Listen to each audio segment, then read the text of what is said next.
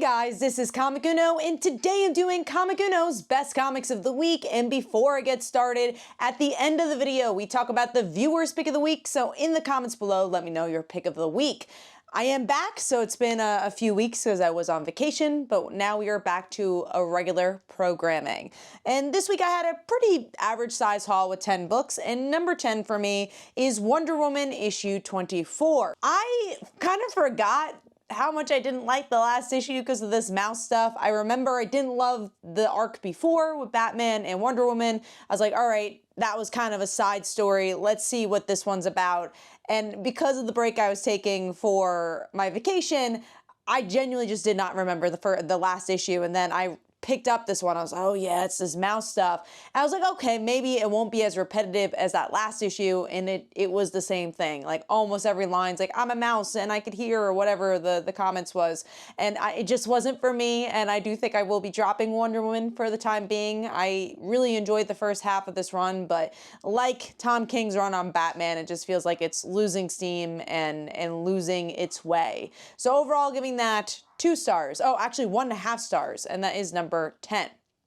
All right, moving on to number 9, which is the topic of the video, The Amazing Spider-Man issue 10. With this issue, we're kind of gearing up to this 2 Spider-Man thing. My topic here is what's going on with Peter. I feel like what they're trying to go for is this mystery of like, there's 2 Peters, there's 2 Spider-Men, where's the real Spider-Man? And for me, I don't think there's enough breadcrumbs for it to feel like a mystery. It honestly just feels like he's out of character. I know obviously there was everything that happened with Hellforged and all these different realities, and maybe that's why he's acting the way he is, but it's so out of character for Peter. Honestly, this darker side of Peter is not as fun to read as just your general Peter Parker for me that we haven't seen in a while.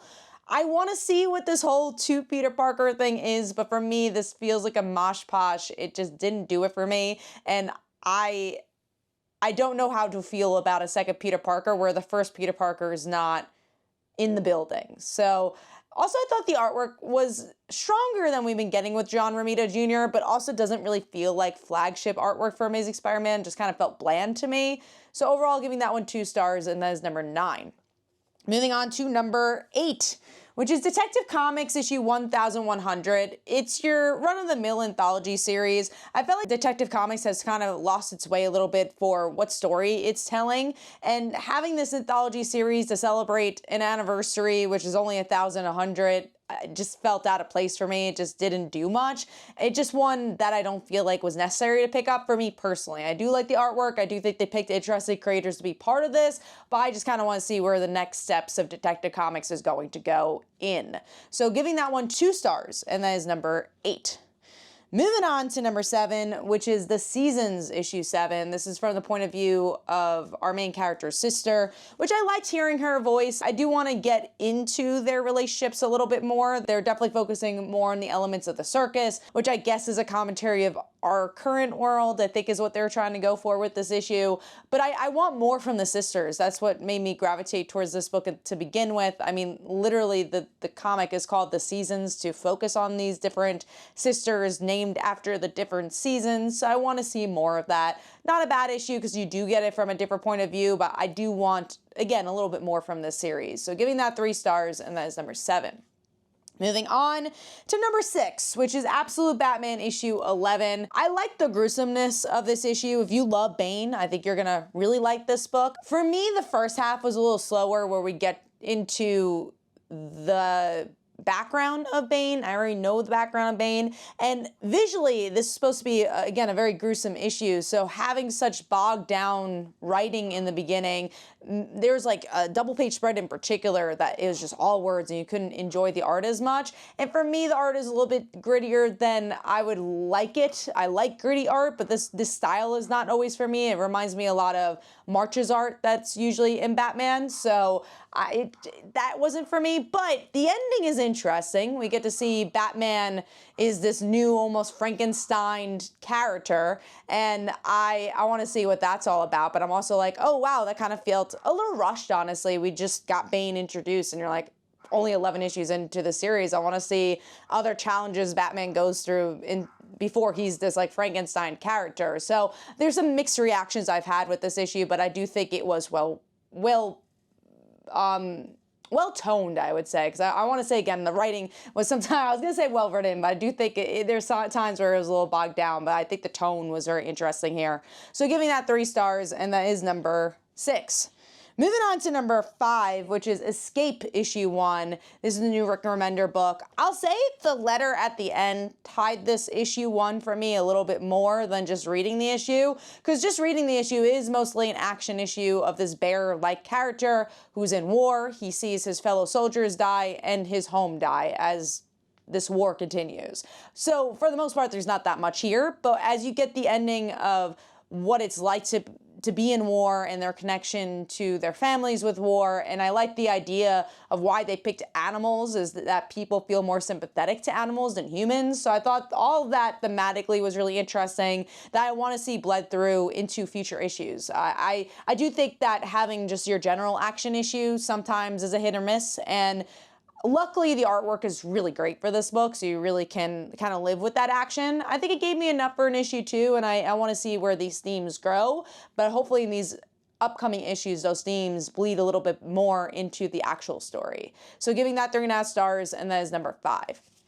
Moving on to number 4, which is Black Cat issue 1. I like the direction this is going. It's Black Cat honestly dealing with exactly what I was saying with Peter Parker, him being pretty out of character. And she's like, okay, if Peter Parker's not in town, won't answer my phone calls, I'm gonna take charge. So I think this was very much a setup issue for her to be a hero, which continuity-wise, like she's already been a hero in these previous series, but if you're just going by what Black Cat usually is to now this kind of new version of her, or new angle of her being a hero, I thought it was interesting, and I want to see where it takes us. So overall, giving that one 3.5 stars, and that's number 4. Moving on to number 3, which is All New Spider-Gwen Ghost Spider issue 1. If you read the previous volume, it really is just a continuation of that. It's a little bit of a darker version of Spider-Gwen, especially when it comes to the art. But what I liked is that Gwen actually has it all figured together. I feel like a lot of times spider heroes start their books with, I got nothing figured out. But here Gwen's actually happy. She's recreating her band. Her powers are not with the Venom anymore. She has her dad again, and she has this budding relationship, but then there's this murderer killing everybody, including her potential bandmate. So I like the murder mystery that kind of fits to this darker tone they're going for with Gwen. I like her new look. I like the vibe of the book. I'm interested to see where it goes, and I like that previous volume. So again, it's a solid continuation, while I think still being new reader friendly for people who didn't read that previous volume. So giving that 4 stars, and that is number 3. All right, moving on to number 2, which is Absolute Flash issue 6. I really like this issue. There's a lot of Flash mythos in here, including the introduction of Vaughn. We got a little bit more from the characters of the Rogues Gallery, and a little bit from Wally's dad. There's just Jessie Quick seems like she's in here too. So there's a lot of players that are introduced, and the idea of why these heroes / villains are created in the first place, and it seems like Jerry Garrick has to do with the background there. And when Wally's dad is trying to find Wally, the corporation doesn't like that. So there's a lot of progression here, again, from a mythos side of point of view, but then also a character side, even though Wally's not in this issue. It's like everything around it, we learn a little bit more about. The only thing that's a little hiccup for me is I do think that the artist from issue 1 and 2 is a lot stronger than the artist we have here, so it's a little jarring in that regard, but I really enjoyed Lemire's writing here, so giving that 4 stars, and that is number 2. Moving on to number 1, one of my personal favorite books, and I just have a fun time reading it each time, and that is Exceptional X-Men issue 12. We get to see the teens who I think have been really, their character work has been done well. Like a lot of times with the other titles, there's a new mutant introduced, and I'm like, what's your name again? What's going on? But there's 3 characters here. They all feel like different characters, and they always have something to do to make them grow. So I like those characters well, and they still give enough screen time to the other X-Men that we're kind of here for, like Iceman Spider-Man and Emma, and now Kitty, who is missing because we have this new mutant who has these powers, and Kitty's stuck in the different timeline. So the kids go back to Kitty being a kid, which comes full circle what this book is about, where we get to see Kitty kind of reinventing herself, and how she was introduced was being the youngest X-Men, and now that she's an adult, she kind of feels a little lost. And I like this idea that she's in the same town, and now we get to see us go back, and these kids kind of see who Kitty was before she was this jaded version of herself. I like the artwork a lot for this one too. It's always pretty consistent. I just think it's a really solid story that I think is going to be a really fun arc. Like, I think this is a good setup to where they're going with this Kitty Pryde journey. So giving that one 4 stars. That's my pick of the week. Let me know in the comments below what your favorite books of the week were. This is Comic Uno, and I'll see you guys in the next one. Bye.